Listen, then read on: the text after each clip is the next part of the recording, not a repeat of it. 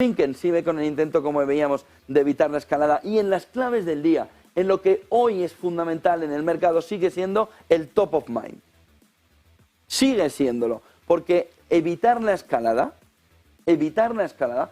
sigue siendo el elemento que el mercado está viendo como elemento fundamental para evitar que el cisne negro aparezca justo en el momento en el que el rally de fin de año parece coger cuerpo. Aún así, Israel lo está poniendo complicado en este entorno. Pinco y JP Morgan apunta a que se están preparando para un largo invierno en los mercados de China, lo que estaría reflejando que a China le va a costar salir de ese entorno, le va a costar el movimiento. Primer golpe a la crisis energética por la guerra de Israel, punto clave en este lunes. Europa a punto de perder 5 millones de toneladas desde Egipto, de los 96 millones de toneladas que tiene previstas para este año, sobre todo para este invierno.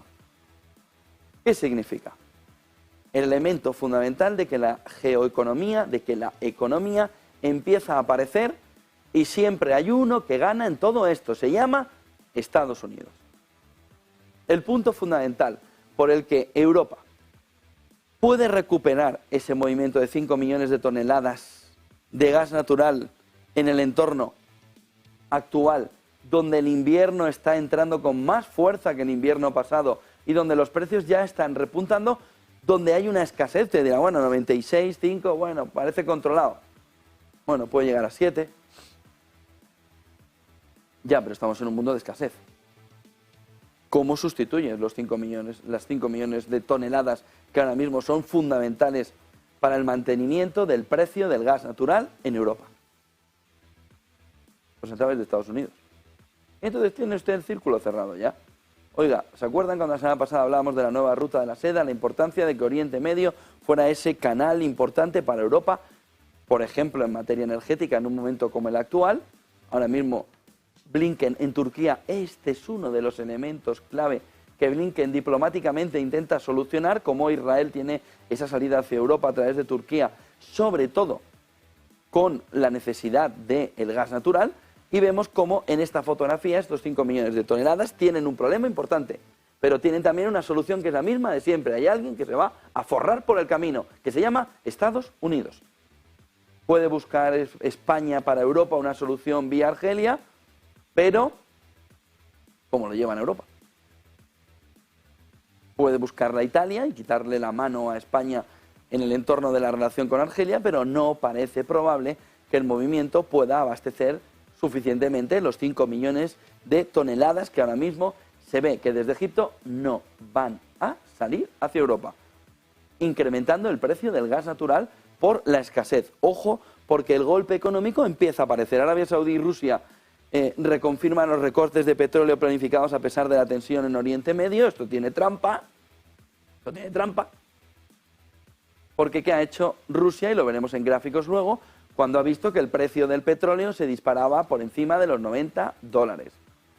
Decir que sí, que yo sigo con los recortes, pero no ahora. Y ya verán luego en el gráfico cómo Rusia se ha hinchado a vender petróleo. ¿Por qué? Porque el precio del petróleo estaba a $95 durante un tránsito, a 90 más o menos en ese entorno. Ahora ya lo tenemos otra vez en 85 y ahora dice: voy a reconfirmar los recortes de petróleo para intentar volver a subir el precio. Un juego de equilibrio en el que ha dicho: ahora tengo el precio del petróleo donde quiero aforrarse. Aforrarse. Aforrarse. Y entonces han cogido y a vender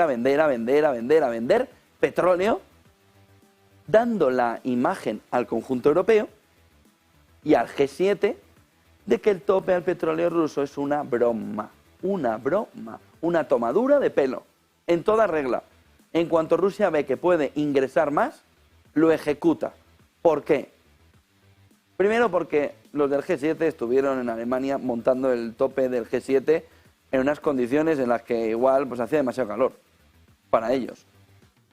Y no acertaron con el precio, o no quisieron acertar con el precio, o no le dejaron los oligarcas navieros griegos acertar con el precio.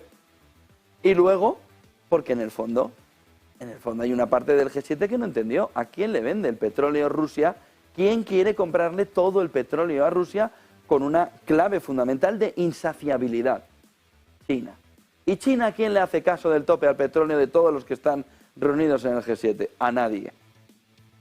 por lo que una vez que Putin tiene su flota, se acabó el juego del G7. Y ahora sí, ahora otra vez el recorte. ¿Por qué? $85 el Brent, 80 el West Texas, y Rusia lo quiere en 95. Y en los 95, en cuanto esté, a forrarse. Pero no quiere mal vender. No quiere mal vender.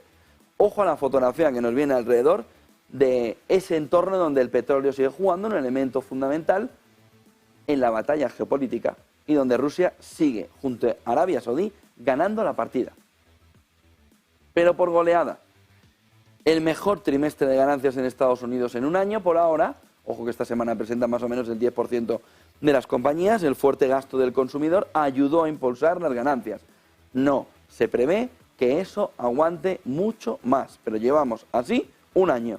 Fíjense en la semana todo lo que tenemos, acontecimientos clave con el discurso de Powell en dos momentos de la semana. Lo tenemos el miércoles y lo tenemos el jueves. De tal manera que en esa comparecencia bianual vamos a ver de qué manera expresa cómo está la fortaleza de la economía estadounidense. Peticiones iniciales de subsidio por desempleo el jueves, datos sobre la confianza en el consumidor el viernes, aproximadamente el 10% del S&P 500 presenta resultados en la semana. 12 miembros de la FED hablan. Miren el siguiente gráfico que nos refleja tres claves alrededor de lo que nos sucedió el viernes. ¿Hay debilidad en el mercado laboral?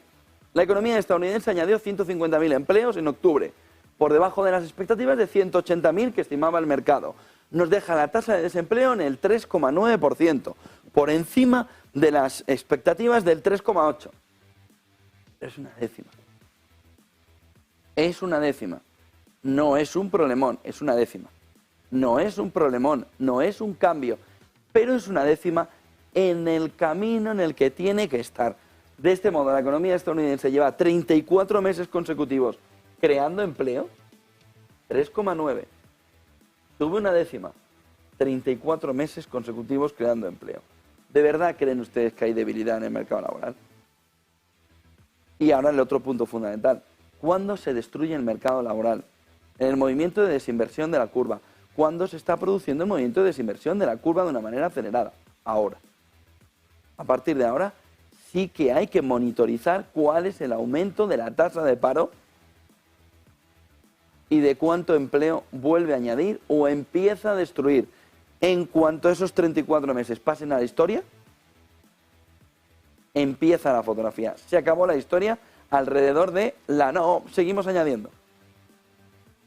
Pero mientras aguante eso, es muy difícil que la economía estadounidense de verdad pueda entrar en recesión.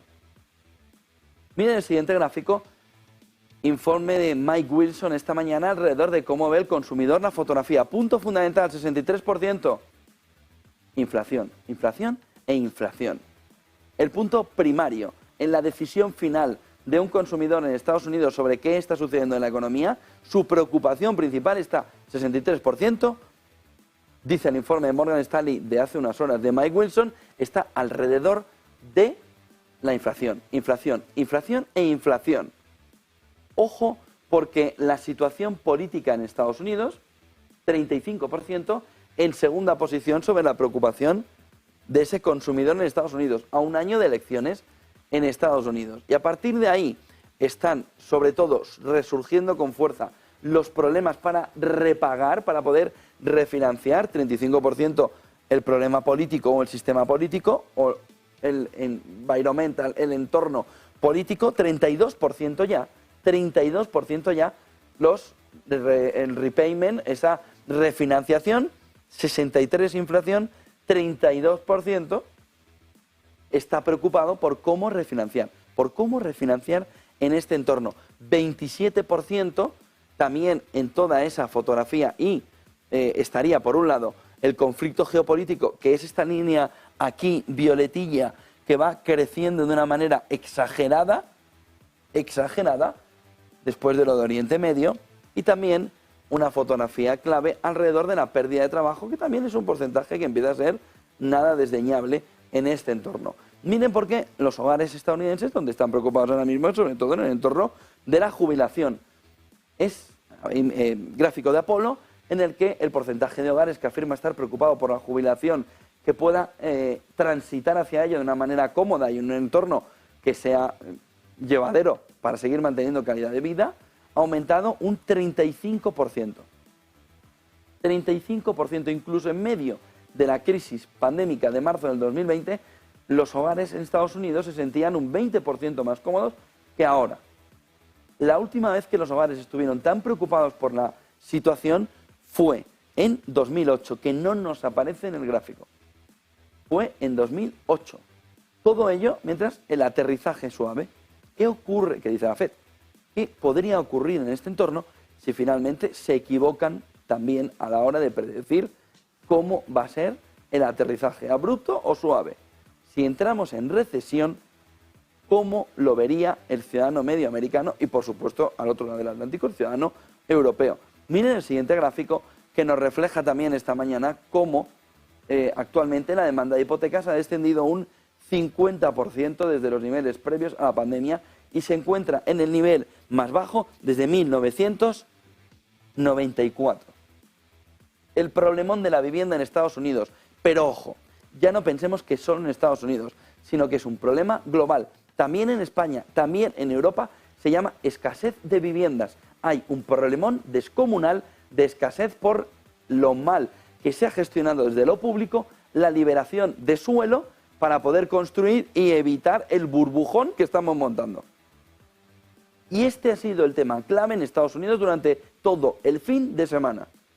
Oiga, no tendremos subprime todavía, pero que hay una caída muy fuerte de la demanda por culpa de los tipos de interés. Y que ese movimiento de tipos de interés lleva a que una gran parte de los que ahora mismo tienen una vivienda no cambien de vivienda y digan, virgencita, virgencita, que me quede como estoy.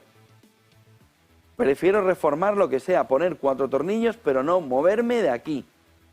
Los tipos hipotecarios siguen estando solo en un movimiento de media histórica elevado. La actividad del mercado inmobiliario no se termina de detener, pero en este entorno la demanda hipotecaria actual está un 75%, un 75% desde el pico de 2005. Un 75% por debajo del pico de 2005. Desde su máximo de 2021, la demanda de hipotecas ha descendido un 64%. Cuidado con el sector inmobiliario, cuidado con el mercado inmobiliario, cuidado con el mercado inmobiliario. Que el problema es diferente al del 2008, pero que tiene un elemento fundamental que ya no es solo comercial real estate, oficinas, centros comerciales, sino que también la vivienda empieza a haber un movimiento de apretón muy fuerte en el sector del que no sabe cómo gestionar el movimiento de escasez, que ahora mismo marca la clave fundamental del mercado.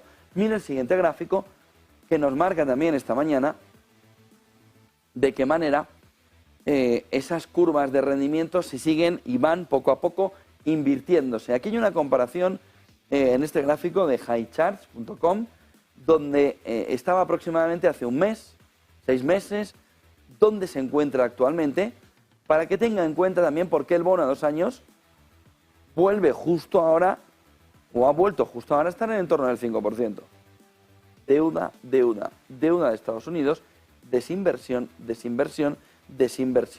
en este entorno. Sobre todo, 6 meses vista, el movimiento de desinversión de la curva, 1 mes vista, el movimiento de desinversión de la curva.